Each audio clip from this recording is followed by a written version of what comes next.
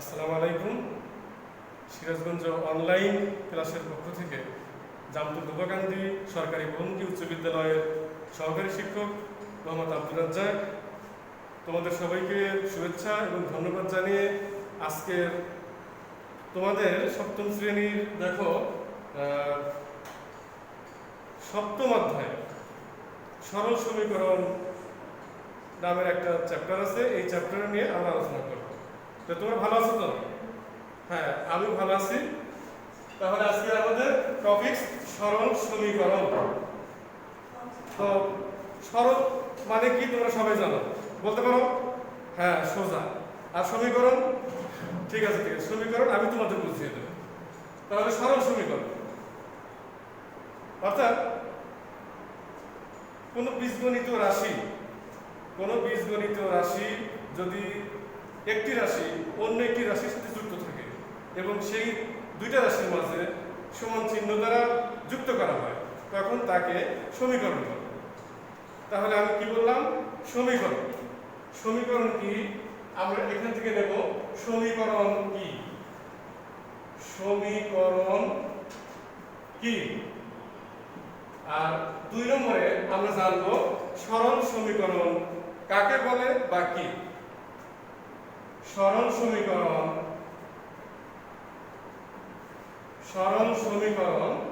কাকে বলে, এই দুইটা বিষয় নিয়ে আমরা জানবো। প্রথমে জানবো সমীকরণ কি। তাহলে সমীকরণ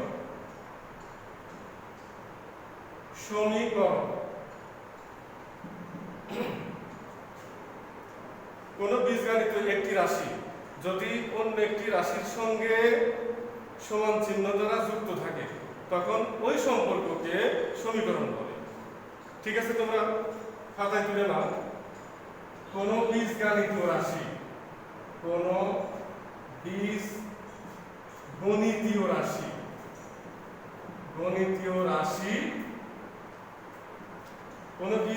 রাশি যদি দুইটি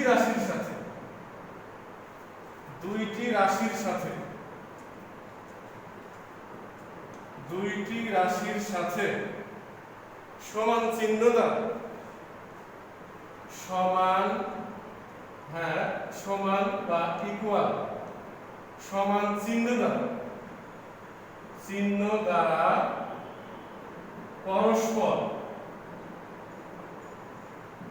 পরস্পর যুক্ত থাকে তবে ওই সম্পর্ককে সমীকরণ বলে। ওই সম্পর্ককে সমীকরণ বলে। তাহলে সমীকরণের সংজ্ঞা আমরা দিছি। দেখো, সমীকরণ কোন বীজগণিত রাশি যদি দুইটি রাশির সাথে সমান ইকুয়াল চিহ্ন দ্বারা পরস্পর যুক্ত থাকে, তবে ওই সম্পর্ককে আমরা সমীকরণ বলবো, ইকুয়েশন বলবো। ঠিক আছে? আচ্ছা, এবার দেখো সরল সমীকরণটা কি। সরল সমীকরণ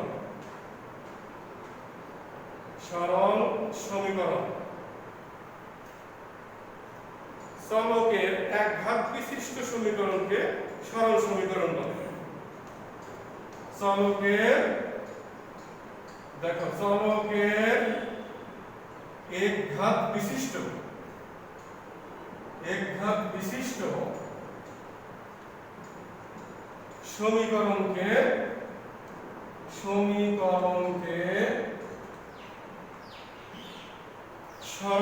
সমীকরণ বলে।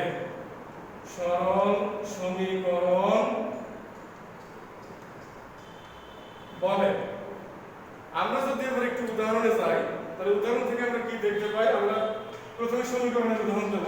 দেখো, সমীকরণ আমরা যদি এটা লিখি যে 2x + 3 = 5, এটা আমরা লিখতে পারি। এটা একটা সমীকরণ। এখন এটা সরল সমীকরণ কি না, এটা সরল সমীকরণ হয়েছে কিনা আমরা সমীকরণটা আরো নিতে পারি। একজন লিখতে পারে 2x square plus 5x plus 6 equal 0, এটা একজন লিখতে পারে। এটাও একটা সমীকরণ। আমরা কয়টা সমীকরণ লিখছি? হ্যাঁ, দুইটা সমীকরণ আছে না এখানে, দুইটা সমীকরণ। তো দুইটা কি একই রকম না? তাহলে দেখো এইটার চেয়ে এটা একটু ভিন্ন আছে। প্রথমটা যেটা আছে 2x 3 5, দ্বিতীয়টা যেটা আছে 2x স্কয়ার 5x 0, আমরা লিখছি। হ্যাঁ, তো দেখো দুইটা সমীকরণ দুই রকম। কেমন? এখানে x এর ঘাত কত, x এর পাওয়ার কত? হ্যাঁ, মানে x এর উপরে তো কোনো চিহ্ন নাই, কোনো সংখ্যা নাই, কোনো পাওয়ার নাই। তাহলে এই x এর এখানে ঘাত আছে 1। আচ্ছা, এবার বলো তো দ্বিতীয় যে সমীকরণ আমরা লিখছি, এই দ্বিতীয় সমীকরণে x এর কত ঘাত আছে? यस 2। হ্যাঁ, এই যে x স্কয়ার আছে না, তাহলে এই x এর এখানে ঘাত আছে 2। তাহলে এখানে আমরা লিখছি সরল সমীকরণ। চলকের এক ঘাত বিশিষ্ট সমীকরণকে সরল সমীকরণ বলে। তাহলে বলো তো এখন সরল সমীকরণ কোনটা হলো, 1 নম্বর না 2 নম্বর? হ্যাঁ, यस 1 নম্বর। ফাইন, তাহলে 2 নম্বর কিন্তু না। আমরা সবাই জানলাম যে চলকের এক ঘাত আছে যে সমীকরণে, ওই সমীকরণটা সরল সমীকরণ। দেখো এখানে সংজ্ঞায় দেখো, চলকের এক ঘাত বিশিষ্ট সমীকরণকে সরল সমীকরণ বলে। তাহলে আমরা চলকের যে এক ঘাত আছে যত সমীকরণ পৃথিবীতে আমরা দেখতে পারবো যেখানে এক ঘাত বিশিষ্ট চলক আছে, সেইটাকে আমরা সরল সমীকরণ বলবো। এরকম উদাহরণ তোমরা তো লিখতে পারবা। হ্যাঁ, ঠিকই বলছো, তোমরা সবাই পারবে। তাহলে এবার কারো মধ্যে প্রশ্ন থাকছে যে চলকটা আসলে কি? ঠিক আছে না? হ্যাঁ, তুমি বসো, তোমাকে বলছি। দেখো চলকটা কি, এটা নিয়ে আমরা একটু কথা বলি। অনেকে জানো না যে চলকটা কি। চলকটা আমরা দেখে নেব যে আমরা সমীকরণ চিনছি। হ্যাঁ, যে সমীকরণে অর্থাৎ সমীকরণের ভিতরে কিছু অজ্ঞাত রাশি থাকে। অজ্ঞাত রাশি কি? অজানা রাশি, তাই না? অজ্ঞাত রাশি হচ্ছে অজানা রাশি, মানে যে রাশি আমরা জানি না, যে রাশির মান আমরা জানি না, এরকম হলো রাশিগুলো হলো অজ্ঞাত রাশি।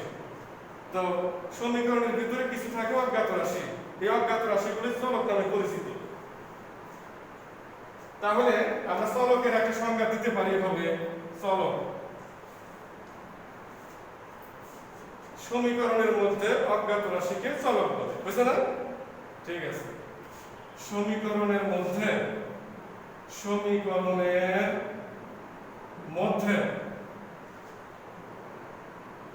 অজ্ঞাত রাশিকে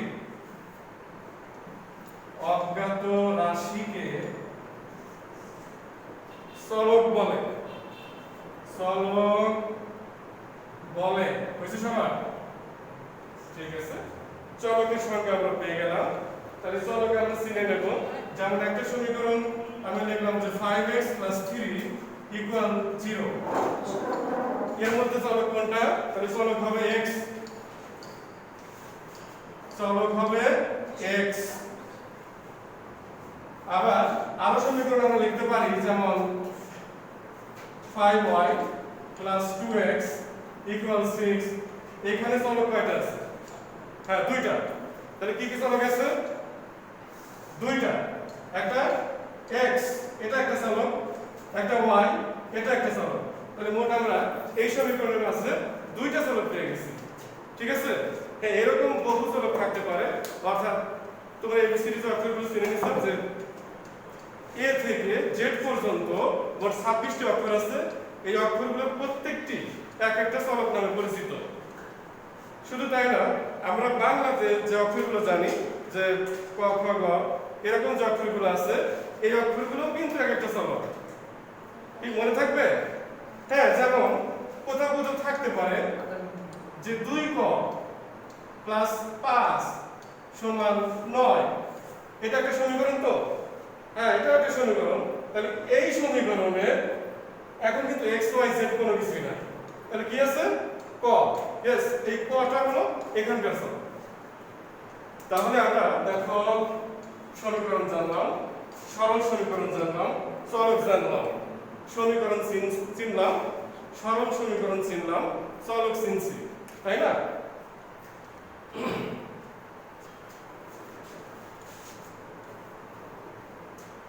এবার সমীকরণ আমরা সমীকরণ জেনে নিছি, চলক চিনছি, এখন সমীকরণ সমাধান করা শিখব। সমীকরণ সমাধান করা শিখব কিভাবে আমরা সমীকরণকে সমাধান করতে পারি, অর্থাৎ অজ্ঞাত রাশির মান নির্ণয় করতে পারি অথবা চলকের মান নির্ণয় করতে পারি। আমরা চলক চিনে নিছি, সমীকরণ চিনছি, সরল সমীকরণ চিনছি। এখন এই যে কোনো সমীকরণ সমাধান করার জন্য তোমাকে 4টা স্বতঃসিদ্ধ জানতে হবে। কয়টা স্বতঃসিদ্ধ? 4টা। যে কোনো সমীকরণ সমাধান করার জন্য আমাদের 4টা স্বতঃসিদ্ধের প্রয়োজন। এই স্বতঃসিদ্ধগুলো আমরা আয়ত্তে আনবো, মনে রাখবো, মুখস্থ করব প্রয়োজনে। যদি এই 4টা স্বতঃসিদ্ধ তুমি না জানো তাহলে তুমি সমীকরণ সমাধান করতে পারবে না। তাহলে আমরা আগে সেই স্বতঃসিদ্ধগুলো কি আছে সেগুলো জেনে নিই। তাহলে সমীকরণ সমাধানের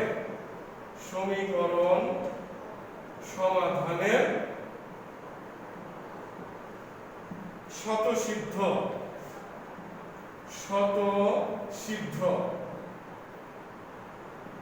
প্রথমে আমাকে বলো যে সমীকরণ সমাধানের স্বতঃসিদ্ধ মোট কয়টি? হ্যাঁ, 4টি। এই 4টি স্বতঃসিদ্ধ আমাকে চিনে নিতে হবে, মনে রাখতে হবে। প্রথমে 1 নম্বর, প্রথমে আমরা 1 নম্বর স্বতঃসিদ্ধ জানব, অর্থাৎ এটা হলো সমান সমান সমীকরণের হ্যাঁ আবার বলছি, সমান সমান রাশির সঙ্গে একই রাশি যোগ করলে ওই যোগফল পরস্পর সমান হয়। তাহলে কি বললাম? সমান সমান রাশির সঙ্গে বা সমীকরণ সমান সমান রাশির সঙ্গে সমান সমান রাশির সঙ্গে একই রাশি, হ্যাঁ ঠিক আছে, বুঝতেছো তোমরা? সমান সমান রাশির সঙ্গে একই রাশি যোগ করলে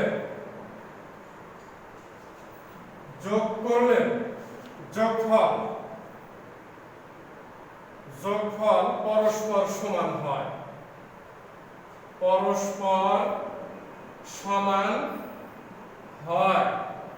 বাস, এটা হলো প্রথম স্বতঃসিদ্ধ। সমান সমান রাশির সঙ্গে একই রাশি যোগ করলে যোগফল পরস্পর সমান হয়। আমরা দ্বিতীয় স্বতঃসিদ্ধ জানবো, 2 নম্বর, সমান রাশি থেকে একই রাশি বিয়োগ করলে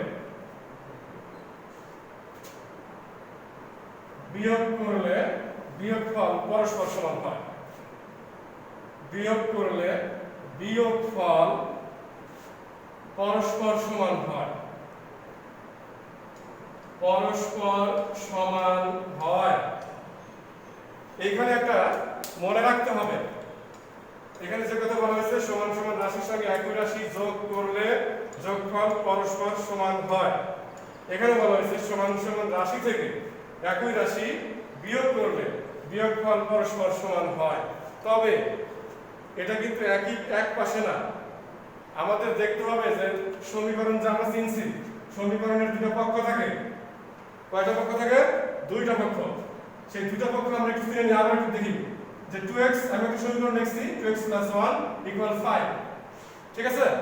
তাহলে ইকুয়াল যেখানে আছে, সমান চিহ্ন যেখানে আছে, তার বাম দিকে যত অংশ আছে এটা হবে বাম পক্ষ। আমরা অনেক সময় লেফট হ্যান্ড সাইড বা লেফট সাইড ইউজ করি, তো এখানে আমি বাম পক্ষ ইউজ করলাম, বাম পক্ষ। আর সমান চিহ্নের ডান পাশে যে অংশটুকু আছে সেটার নাম কি হবে? হ্যাঁ, ডান পক্ষ। ডান পক্ষ বা রাইট হ্যান্ড সাইড বা রাইট সাইড, সংক্ষেপে আমরা রাইট সাইডও ইউজ করতে পারি। তো সেই এটা জানার উদ্দেশ্য হলো আমরা কিন্তু উভয় পাশে একই রাশি যোগ করব, উভয় পাশে বাম পক্ষে প্লাস ডান পক্ষে, আবার একই রাশি বিয়োগ করব উভয় পক্ষে, উভয় পক্ষ থেকে কিন্তু আমরা বিয়োগ করব, এটা মনে রাখতে হবে। তাহলে শতসিদ্ধ 2 নম্বর গেল শতসিদ্ধ। আমি 3 নম্বর শতসিদ্ধে যাব। 3 শতসিদ্ধ 3 সমান সমান রাশির সঙ্গে, সমান সমান রাশির সঙ্গে, রাশির সঙ্গে একই রাশি, দেখো একই রাশি গুণ করলে, গুণ করলে গুণফল পরস্পর সমান হয়। গুণফল পরস্পর পরস্পর সমান হয়। শতসিদ্ধ আমরা জানলাম 3টা। পরেরটা নাম্বার 4 সমান সমান রাশির সঙ্গে, সমান সমান রাশিতে, রাশিকে দিলাম, রাশিকে শূন্য ব্যতীত, মনে রাখতে হবে শূন্য ব্যতীত,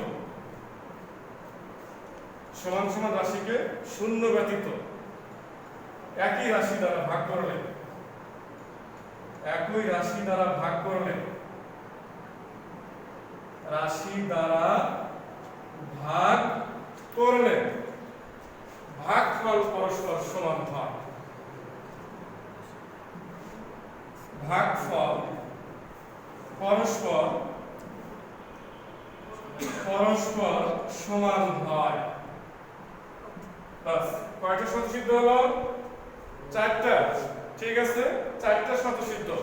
আমি আগে বলছি যে এই 4টা শতসিদ্ধ জানা থাকলে আমরা সমীকরণ সহজেই সমাধান করতে পারব। ঠিক আছে? তো এবার আমরা কিভাবে সমীকরণ সমাধান করব সেই প্রসঙ্গে যাব।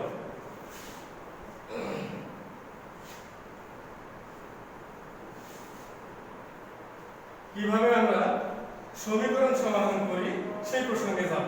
তবে সমীকরণ সমাধানের বেশ কিছু বিধি আছে, সেই বিধিগুলো আমাকে শিখতে হবে।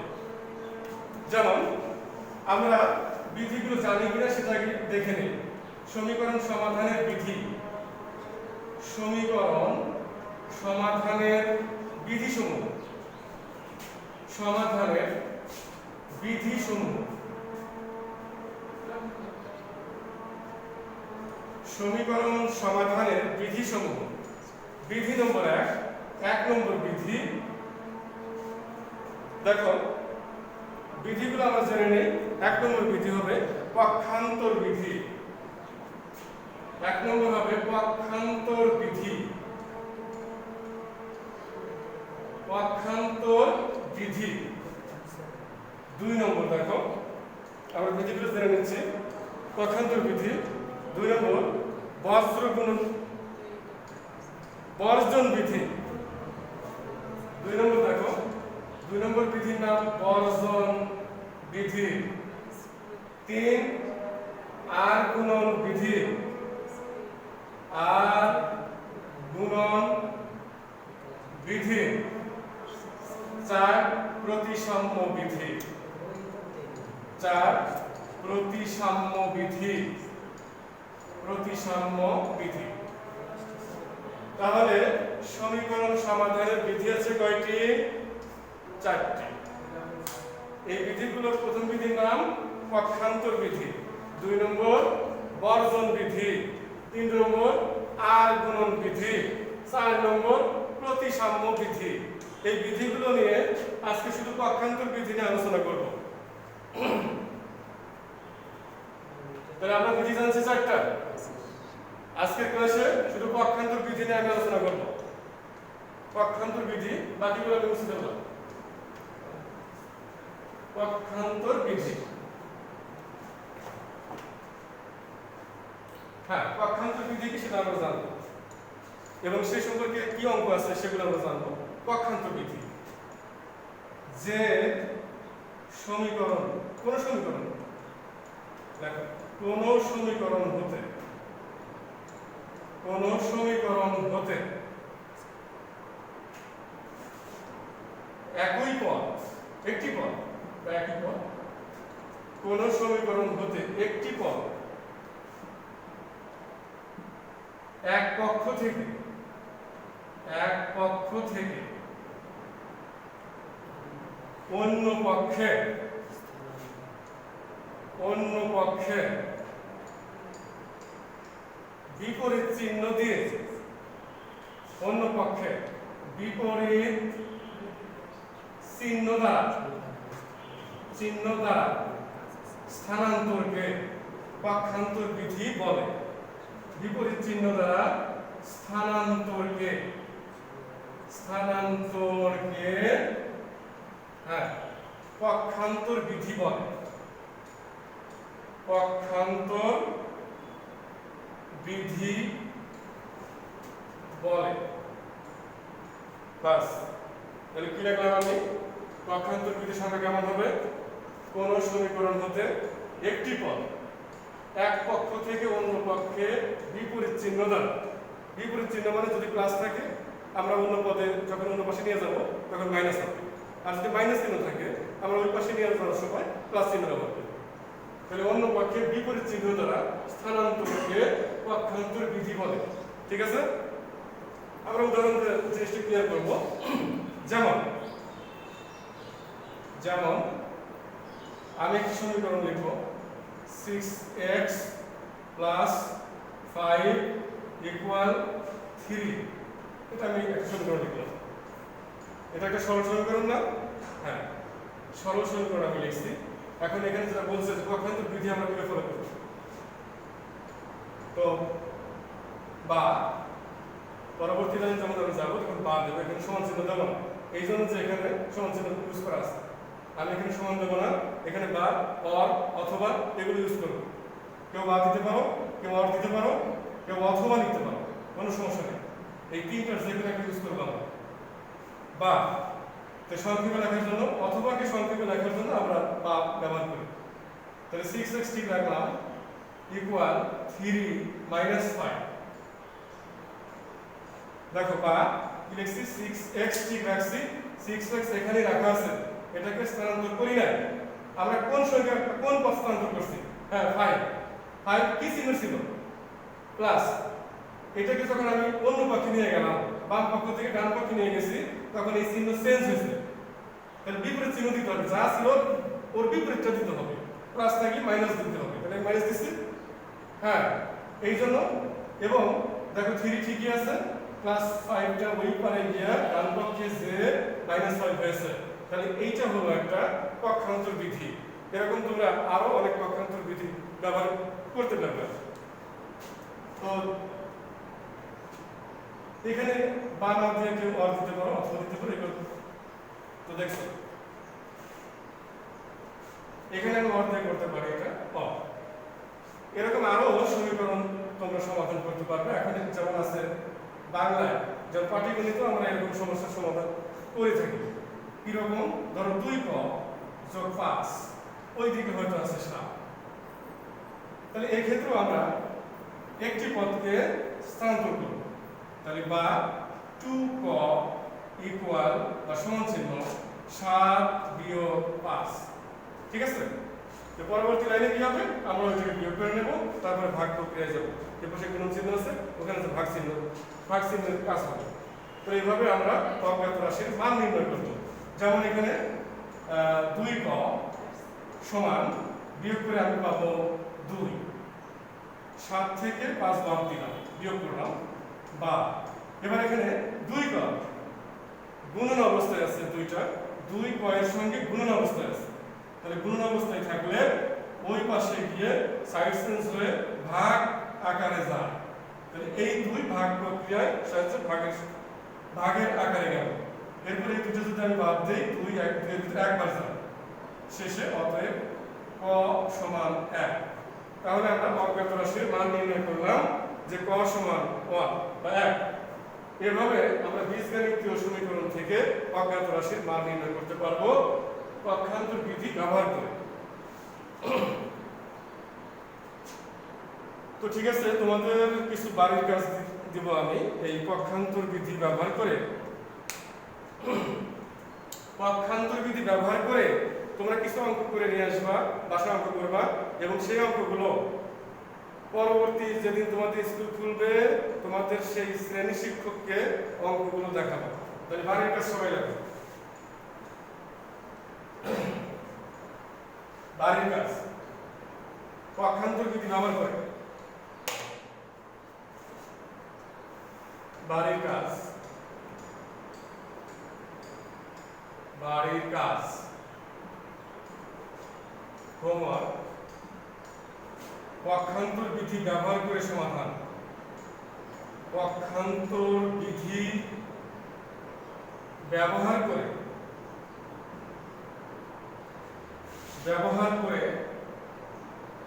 সমাধান করো। সমাধান করো। 1 6x plus 5 equal 10। 2 10x plus 2 equal 6। 3 5x plus 9 equal 2x। 2x plus 3 4 7x plus 6 equal 40। এই চারটা অঙ্ক সমাধান করে তোমরা বাড়িতে বসে সমাধান করবে এবং পরবর্তী যেদিন স্কুল খোলা হয় সেই দিন এই হোমওয়ার্কগুলো তোমার স্যারকে দেখে সিগনেচার করে নিও। তো এই করোনা মহামারীতে তোমরা কেউ ঘর থেকে বের না হয় ভালো, বাড়িতে থাকবা, বাড়িতে স্বাস্থ্যবিধি মেনে চলবা। সবার সুস্বাস্থ্য কামনা করে আমি মোহাম্মদ আব্দুল রাজ্জাক, সহকারী শিক্ষক, জামতল ধোবাকান্দি বহুমুখী সরকারি উচ্চ বিদ্যালয়ের পক্ষ থেকে সবাইকে শুভেচ্ছা এবং ভালো থাকো, সবার সুস্বাস্থ্য কামনা। আসসালামু আলাইকুম।